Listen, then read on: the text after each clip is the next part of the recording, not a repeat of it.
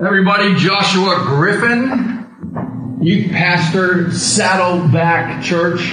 It's weird. I don't know which camera to look into. I know. All right. I'm going to look at the live audience. You're going to look at the live one? Well, I'll look right between the two. What if I look right between the two cameras? And then both. And then into the distance. I'll just go. I'm looking right into your soul right now. That's think that, but social media at its best. We interviewed Joshua last 2 years ago. Yeah, it's already been 2 years. That's quick. September 13th, I think it was. Yeah. And at that time, Saddleback had just started 5 months previous what they call Worship Together Weekend. Yeah. Worship Together Weekend. Worship Together Weekend. It's kind of a big deal. A big move from our church to go from specialized youth ministry every week to canceling youth group. Yeah, you've had some success with youth ministry over there. Just a little bit. Yeah, I know. Our church has believed in student ministry from the very beginning, honestly. Like our senior pastor believes students. He loves teenagers. And that has given us an incredible starting point for the reputation and legacy that I now hold and have to curate very carefully. I'm sure that comes from the top, though. It's so big. That's cool. And that was going to be one of my questions. Yeah. Is the Worship Together Weekend the influence of the senior pastor? Yeah, I would say very much so. Worship Together Weekend is one of the direct results. Certainly, we've seen some of the data and heard the research and all of that stuff where people are saying teenagers are leaving the church because they don't feel a part of it. Teenagers are leaving the church because their faith isn't grounded. Teenagers are leaving the church because they have no real relationship with the church. They have a relationship with youth group. And so when they graduate from youth group, where do they go? Well, they don't go to church. Where's youth group? Exactly. Where's Josh in the games? Yeah, which I think we should just keep youth group going into infinity, but whatever. No, I'm kidding. There is an appropriate time for youth group to end, and I think high school, is good. College ministries are obviously very effective and good too. But in an age of extended adolescence, too, we don't necessarily need to prolong that. And we do need to move people towards church. Because there's a part of us guys especially that there'll always be some adolescence. Absolutely, yeah. We just finished a session. We're here at the D6 conference. We finished a session. We laughed and played games, and it was awesome because there's a little bit of that kid that's still left in us. Sure. Made fun of senior pastors.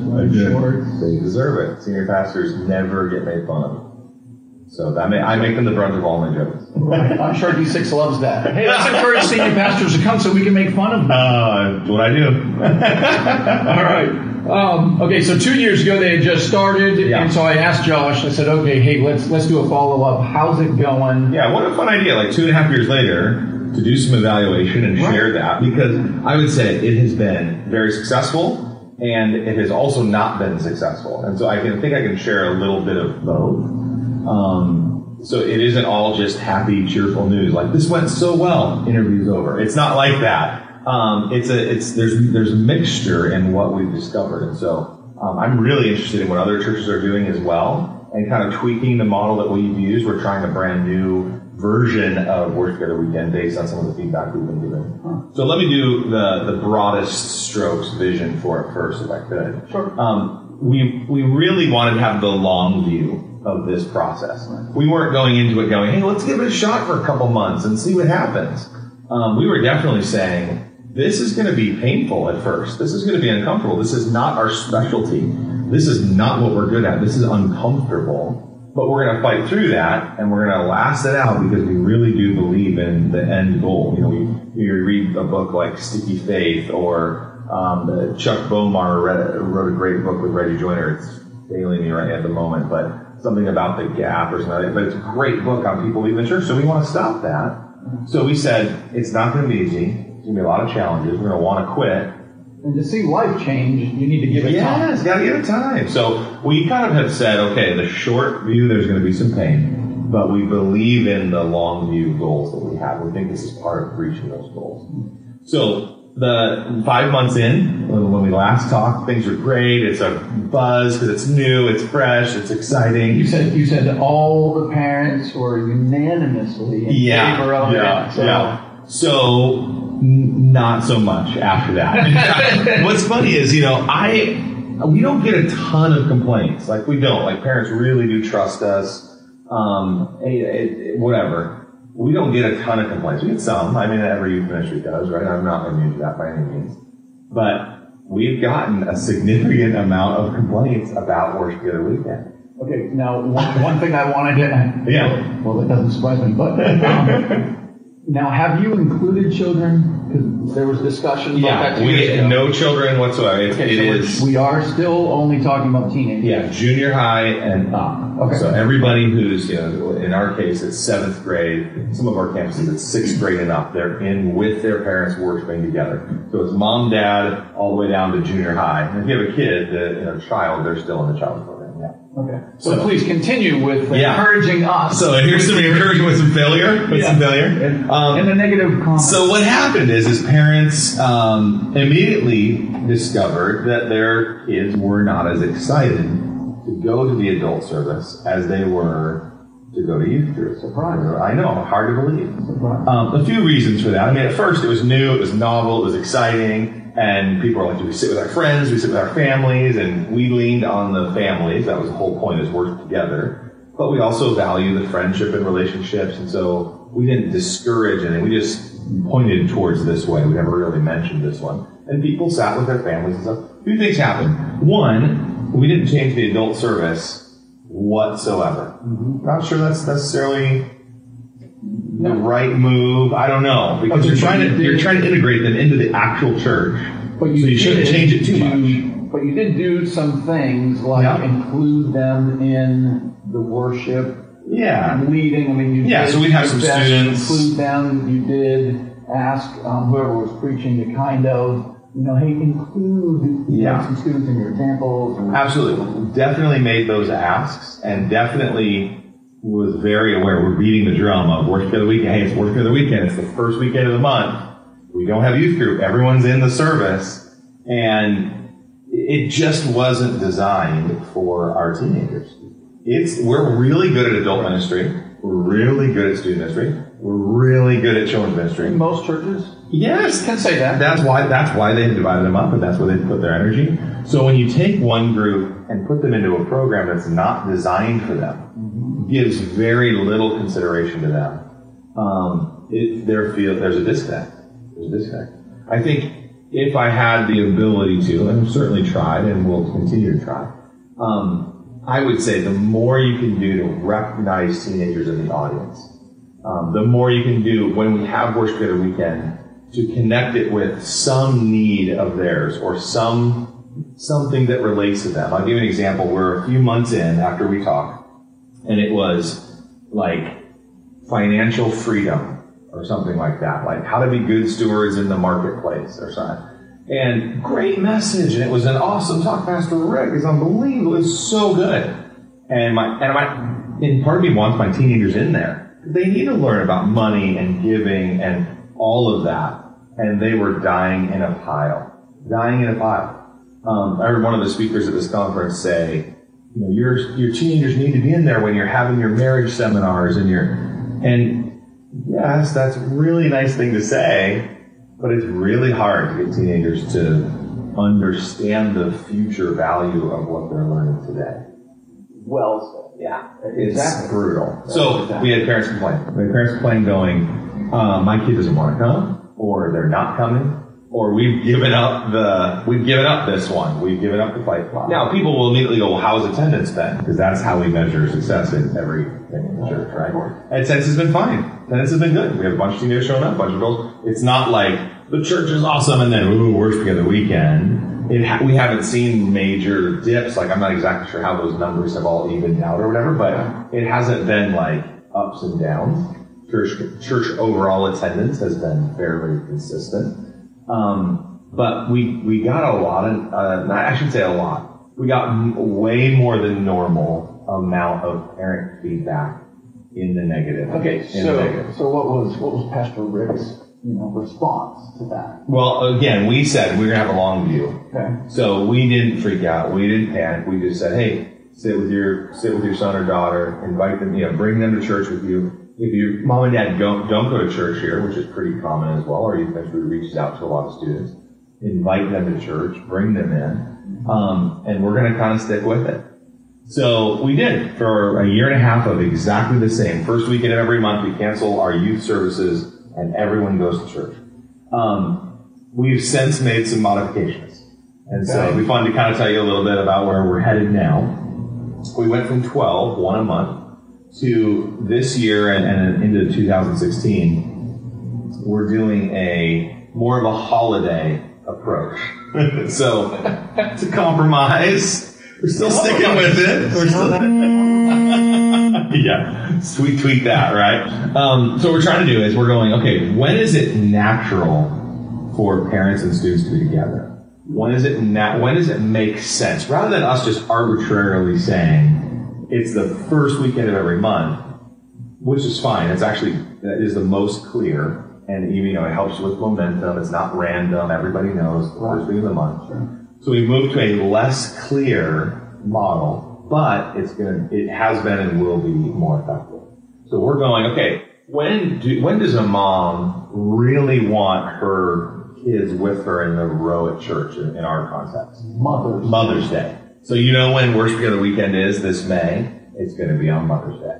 So instead of the first of the month, and then 2 weeks later, Mother's Day happens, and we've got all the teenagers pulled out of the service. Now we're going, you know what? This makes sense. This feels right. We do the same thing in June for Father's Day. Everyone's together. We put people together, and it works really well. Also, certain holiday weekends that church attendance is usually off, like in a really good way or in a really bad way. We've also made those work together weekends. For example, Easter is certainly a week of family and big breakfast at the firehouse and Easter egg hunts. And so Easter's massive, massive attendance. That's a worship together weekend. Also on the other side of it, a negative attendance would be 4th of July. A lot of people on vacation. Right. A lot of people gone. And so that's when the youth pastor speaks. Yeah, exactly. It totally is, yeah. And the weekend after Easter. Oh, and the weekend after Christmas is on the 26th and 27th this year. I'm like, oh yeah, that's got youth ministry written all over it, because no one's going to do it. I'll be there. Of course. Church doors are open, we're there. But anyhow, so we're trying to go, okay, what is a natural, normal time? And it's not based on series, it's not based on teaching. We'll still be in the middle of, we're studying Habakkuk, and it's week 3, and we're just jumping in the middle of week 3 in this series for Worship Together Weekend. Hopefully, Mother's Day is not studying Habakkuk, but maybe you can make that work. So we're hopeful that this tweak will make more sense to the families. It's more confusing because it now feels a little bit random, like it used to be not really sure. Clear. Yeah. But it also makes a lot of sense for parents to go, oh, it's Labor Day, we do church together.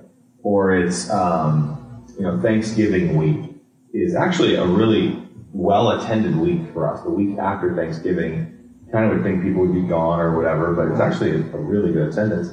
And we'll do, you're been together with family and whatever. We'll go to church together as well. Christmas, we go to church together. So I think it's a compromise maybe isn't the fair word, but we kind of chose the first week as this arbitrary, this is what we're doing.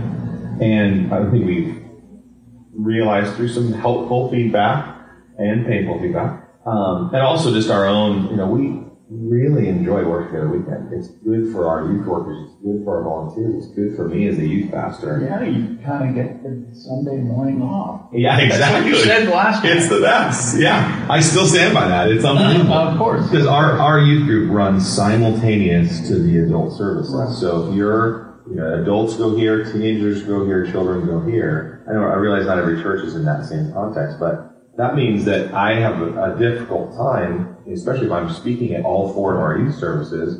It's going to be difficult for me to make sure that I'm connected with Pastor Rick and I know where the church is going and I'm hearing those messages, because as the high school pastor, I still need that. So this enables myself and all of our teenagers and all of our parents to understand this is where the church is going. This is where God's taking us. Here's what God's doing at our church. And so really hopeful for where we're going. I think it's a really good move. I mean, in 2 years, maybe we'll be sitting here again. I'm sure there'll be some other tweaks and evaluations. Yeah. Well, and that Sunday off also allows you to connect with some parents. Absolutely. I don't know if you attend to all the services or if you're like, did mine, I'm out. Yeah, it kind of depends on the weekend, because sometimes I love going to one and just thank the Lord I get to go to church as a dad with my family. Nice. Because, I'll be honest with you, that's part of the grind of week-to-week ministry, especially as a youth leader, as a pastor, is I'm not sitting with my wife. I'm not sitting with my kids. I grew up, and it was mom, dad, 4 kids in your pew, orange pew, and that's how you went to church. And we've moved pretty far away from that, but I still love it. I love hearing my kids sing. I love praying together. I love us, talking about the message on the way home while we're also talking about the latest video game that they're into or whatever. It's all blurry and messy, but I miss some of that. And so Worship Together Weekend, it is really good for me. I'll just be honest with you. I need it. And I think our teenagers need it too.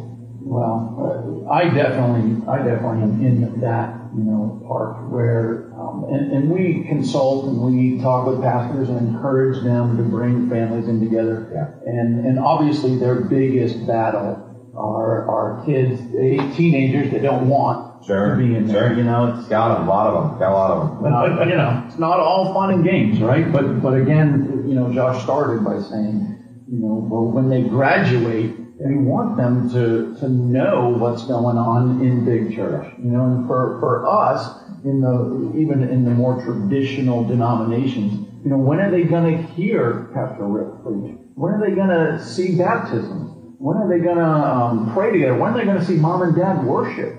Yeah. And even if parents don't think that their child is connecting with the message, I'm kind of, in the camp that says everything else that happens on Sunday morning during worship is more important than even them, learning about how to deal with their finances.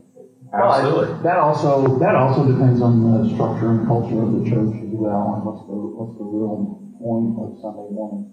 But we really want to encourage parents to bring their kids into worship. Ever since our kids, were 4. Yeah. We brought them into worship ever since they were, trainable to do that. But the problem is so many parents are not training their kids. Yeah. And that's what pastors are telling us. They're like, we just can't. When people hear that it's a family worship, they're staying home. Right, they're actually not coming at all. They're not coming. So it is wrestle. As a matter of fact, Rob Reno's doing a workshop right now, which I wanted to attend, on how to involve kids. Sorry that I kept you from that. Yeah, it's probably better than what we got here, but get the MP3. There you go. That's my plan. I like it. But definitely, we definitely want to incorporate kids into the body. We talked about last time, because it is a body, and if they just continue with fun and games and things that are just part of them, they're not going to become familiar. Well, and I as a dad also am recognizing my kids' need for this, and so this isn't our church's philosophy. This is now the Griffin family philosophy. A little aside, we do Worship Together Weekend every weekend in our family. So we'll actually sit together as a family, or if I'm speaking that weekend, it'll be mom and the kids, or if I can rotate out or whatever, I'll get up with them. But we'll attend a service, and kind of like old school Sunday school, and we'll go to junior high too, or go to their children's program or whatever. So we'll get the best of both worlds. You get to worship together as a family at 9 o'clock, and then at 11 o'clock we're in their specialized classes. So it's kind of just our take on how we're discipling our kids and how we want them to have a little more than once a month or a holiday. We kind of want to build this culture where we're working together all the time. So and it can be really hard. And I'll share this one really, really embarrassing story. We were sitting in worship, and we have 2 younger boys, and at this time they were 5 and 7. Okay? And we're sitting in our pew, and our boys always like to sit on the end, because as soon as worship service is done, they can bolt out and get to the donuts first. Amen. Okay? Like your kids already. Yep. So that's our boys, typical boys. All right. So they're sitting there, and it's communion time. So we all go up, down the aisle, and then back around, and then it's time just one-on-one with God. And so we're praying. And I'm kind of sitting, 5 or 6 of us, from the end. Our boys are on the end, and my wife and I are praying, and we hear this slapping. And we didn't know what was going on. And of course, my wife is more in tune with what's going on with our children, so she opens up her eyes, immediately smacks me. Oh, no. And my 7-year-old is hitting women in the butt on the way down to receive communion. No. They're getting goosed. My wife said she's never coming back to church. Oh, my It was goodness. unbelievable. Incredible.